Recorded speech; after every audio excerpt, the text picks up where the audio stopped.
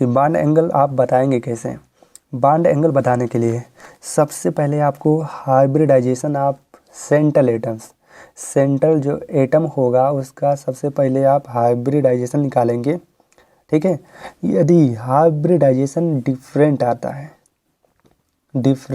है अर्थात यदि sp3 sp2 और sp आता है तो sp का जो बॉन्ड एंगल होता है 180 अंश होता है, जो कि आपको मैंने जो टेबल बनाया था उसमें आपको दिखाया था। और sp2 का जो बॉन्ड एंगल होता है 120 अंश का होता है। sp3 का जो बॉन्ड एंगल होता है कितना होता है 109 अंश 28 मिनट होता है। चलिए कुछ एग्जाम्पल को लेकर मैं समझाता हूँ आपको। एग्जाम्पल जैसे CH4 हो गया, BCl3 हो गया, BeCl2 हो गया। ठीक है, तो यहाँ पे देखिए जैसे CH4 हो गया तो मैंने आपको बताया कि बॉन्ड एंगल को बताने के लिए सबसे पहले आप हाइब्रिडाइजेशन निकालेंगे। तो निकाल के देखिए, मैं ट्रिक के माध्यम से बता रहा हूँ। कार्बन के आउटर सेल में 4 इलेक्ट्रॉन्स और हाइड्रोजन के आउटर सेल में प्रत्येक में 1 इलेक्ट्रॉन्स, लेकिन यहाँ पे कितने हाइड्रोजन है 4 हैं, इसलिए 4 टोटल 8। यदि टोटल बैलेंस इलेक्ट्रॉनों की संख्या 8 या 8 से कम होगी तो इसमें 2 से भाग करेंगे, 2 से करेंगे तो 4 होगा। और आपको बताए थे कि जब नंबर ऑफ बॉन्डिंग इलेक्ट्रॉन की संख्या 4 होगी तो हाइब्रिडाइजेशन कितना होगा sp3। तो इसमें क्या होगा sp3। उसके बाद BCl3 में निकालिए। बोरान के आउटर सेल में 3 इलेक्ट्रॉन्स प्लस क्लोरीन के आउटर सेल में 7 इलेक्ट्रॉन्स, तो 7 तरीके 21 टोटल 24। तो यहाँ पे 8 से अधिक हो गया तो इसमें 8 से भाग करेंगे, तो 8 तरीके 24। जब नंबर ऑफ बॉन्डिंग इलेक्ट्रॉन की संख्या 3 तो यहाँ पे हाइब्रिडाइजेशन sp2। तो यहाँ पे sp2 और यहाँ पे बेरिलियम है, इसका एटॉमिक नंबर 4 होता है, इसके आउटर सेल में 2 इलेक्ट्रॉन्स प्लस यहाँ पे क्लोरीन है, इसका आउटर सेल में 7 इलेक्ट्रॉन। तो यहाँ पे 2 मॉलिक्यूल्स हैं, 7 के 14 बराबर 16। 8 से अधिक आ गया इसलिए इसमें 8 से भाग करेंगे तो 2 आ जाएगा, 2 के लिए sp आ जाएगा। तो आपको पता है कि sp का बॉन्ड एंगल सबसे अधिक होता है 180 अंश का होता है, और sp2 का 120 अंश का, sp3 का 109 अंश 28 मिनट। तो सबसे अधिक बॉन्ड एंगल किसका होगा BeCl2 का और BCl3 का, उसके बाद CH4 का। सेकेंड कंडीशन देखिए,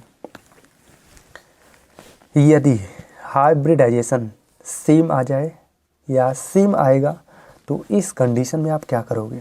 जैसे NH3PH3, इसमें नाइट्रोजन के आउटर सेल में कितने इलेक्ट्रॉन्स होते हैं 5 प्लस हाइड्रोजन 3, 8 8/2 बराबर 4, 4 के लिए sp3। फास्फोरस के आउटर सेल में 5 प्लस 3 बराबर 8/2 बराबर 4, 4 के लिए sp3। आप तो प्रॉब्लम हो गई भैया कि हाइब्रिडाइजेशन आप निकालने के लिए सबसे पहले क्या रहते हैं, लेकिन यदि सेम आ जाए तो इस कंडीशन में हम क्या करेंगे। यदि सेम आ जाएगा तो आप lone pair of electrons check करेंगे कि किसके पास लोन पेयर ऑफ इलेक्ट्रॉन्स ज़्यादा है। ठीक है, तो यहाँ पे नाइट्रोजन के आउटर सेल में 5 इलेक्ट्रॉन्स होता है, 3 खर्च हो गए, इसके पास 2 इलेक्ट्रॉन्स बचे, यानी Lp की संख्या यानी लोन पेयर बराबर 1।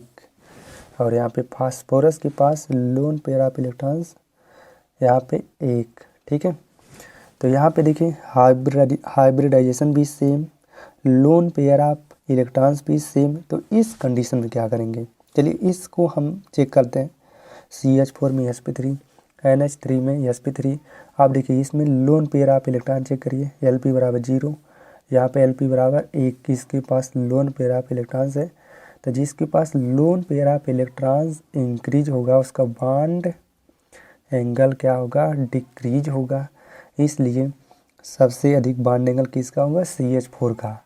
अब ये तीसरी कंडीशन हो गई, यदि लोन पेयर ऑफ इलेक्ट्रॉन्स और हाइब्रिडाइजेशन दोनों सेम आ जाए तो इस कंडीशन में आप क्या करोगे। तो इसे मैं आपको दिखाता हूँ। देखिए यदि हाइब्रिडाइजेशन, उस एग्जाम्पल को भी मैं दिखाता हूँ तब आपको समझ में आएगा। यदि हाइब्रिडाइजेशन और लोन पेयर दोनों सेम आए तो इस कंडीशन में दो फैक्टर आपको फॉलो करने पड़ते हैं। फैक्टर 1, सेंट्रल एटम को आप देखेंगे, यदि सेंट्रल एटम डिफरेंट होगा तो देखिए सेंट्रल एटम यदि डिफरेंट और सराउंडेड एटम सेम तो सेंट्रल एटम का हम क्या देखते हैं, इलेक्ट्रोनेगेटिविटी। तो इलेक्ट्रोनेगेटिविटी चेक करेंगे, यदि इलेक्ट्रोनेगेटिविटी ज़्यादा तो बॉन्ड एंगल भी ज़्यादा। तो देखिए इसमें हाइब्रिडाइजेशन भी सेम है और लोन पेयर ऑफ इलेक्ट्रॉन भी सेम है। तो आप क्या चेक करेंगे, सेंट्रल एटम्स को देखेंगे कि डिफरेंट है। तो यहाँ पे देखिए डिफरेंट है ना, यहाँ पे नाइट्रोजन, यहाँ पे फास्फोरस।